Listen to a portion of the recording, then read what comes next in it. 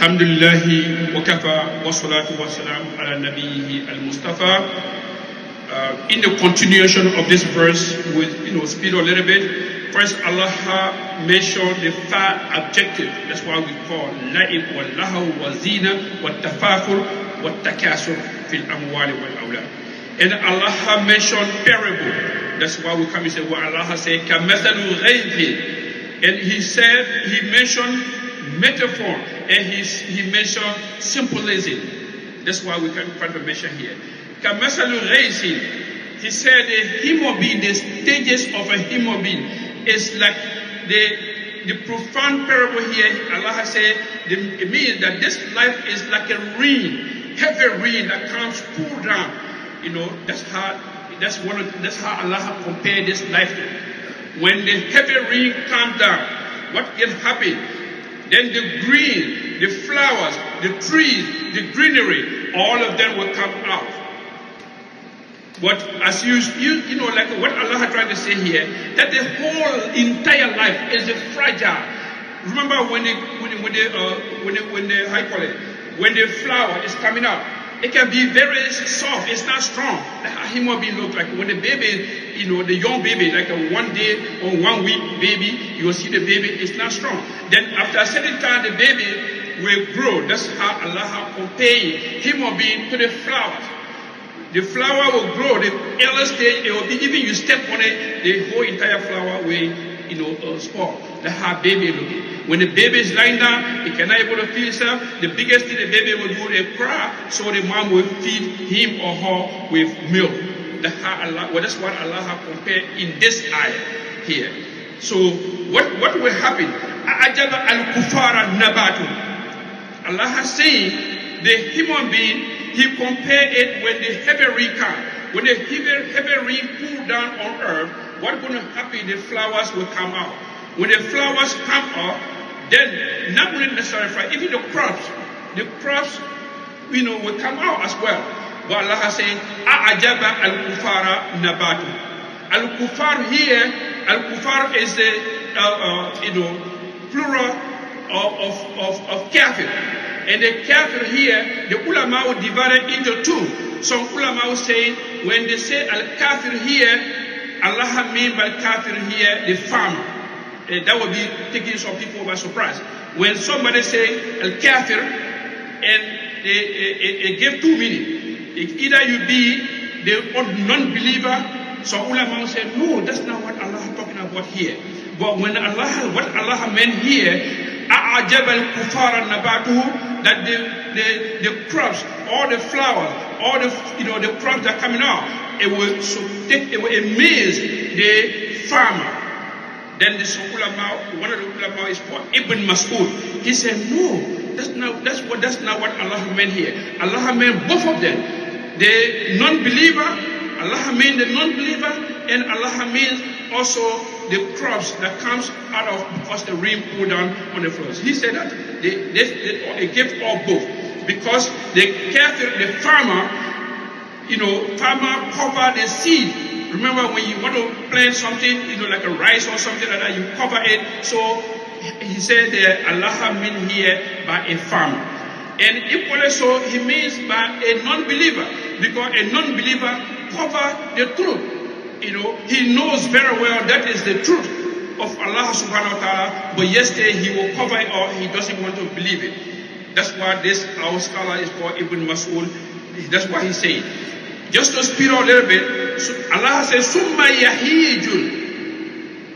Then this crop that came from underground, it will get dry.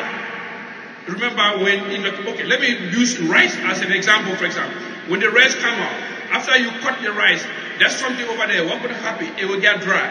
So, fatarahu musfaran. Then you will see it yellow. It turn yellow. Summa yakunu putaman. Then finally it become a dead, wood, like a regular something. It will just fall down. Allah has said this example is the same way that human being, when we come out, we'll be very young, and then we'll be doing all kinds of things. We'll be crawling here and there. Then later time will come, we'll be soccer, we'll be, chasing money, running here and there. Then time will come now, you will see yourself, human being will be bending down, have no strength again. That's why Allah has said, that human being, when you old,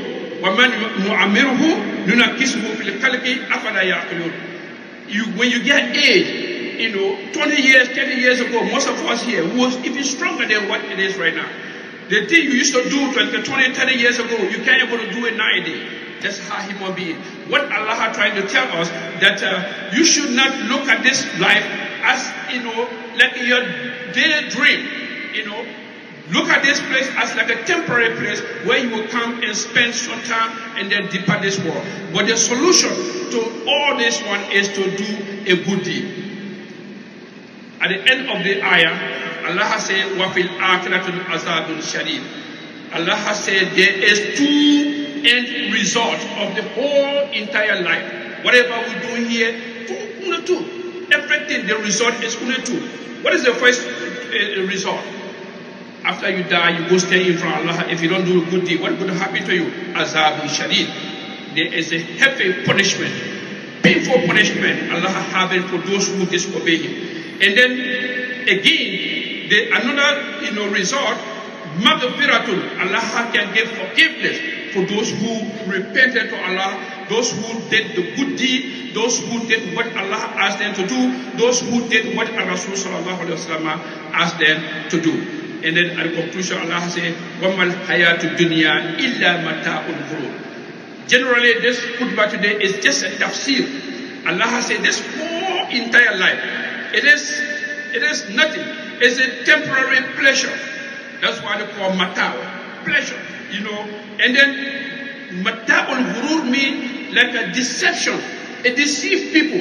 It deceives you. You will be thinking, I will get this one. Let me get this one. Let me go America. I will go America. I will do this. It deceives you because of what? You don't even know what will happen tomorrow to you.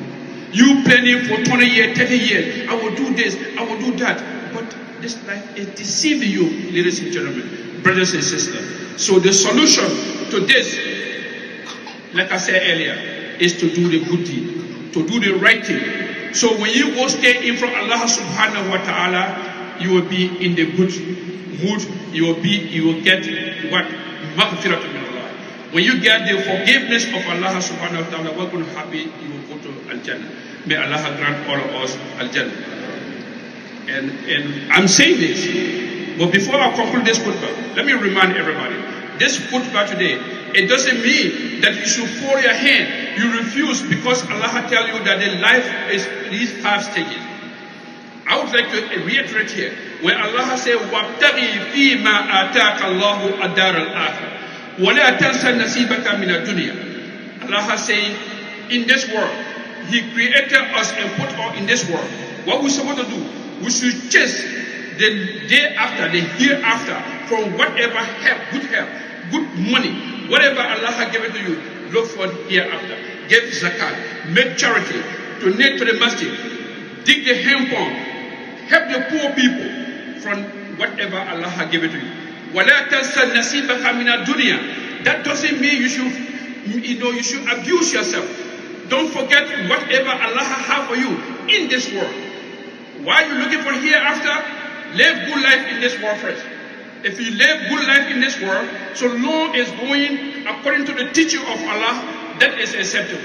So nobody will not leave from this khutbah with the impression and say, Allah said this whole life is just 5 stages, life, wa lahu, wa zina, wa tafakur, and that's not the end of it. The end of it, you look for hereafter, do the good deed, do the charity, do every good thing. وَلَا تَنْسَ نَصِيبَكَ مِنَ الدُّنْيَا. Live good life, have a nice clothes on you, live a good house, and live good life. So long you're not going according to against the teaching of Allah, that is acceptable. Having said that, we have come to the khutbah, to the end of the khutbah today. Allahumma inni da'in fa'aminu. Allahumma la tada'alana fi maqamina haza zanba illa ghafartahu. Wa la hamman illa farajtahu. Wa la mayyita illa rahimtahu. اللهم اغفر لنا ولإخواننا الذين سبقونا بالإيمان ولا تجعل في قلوبنا غلا للذين آمنوا ربنا إنك رؤوف رحيم وقوموا إلى صلاتكم يرحمني ويرحمكم الله.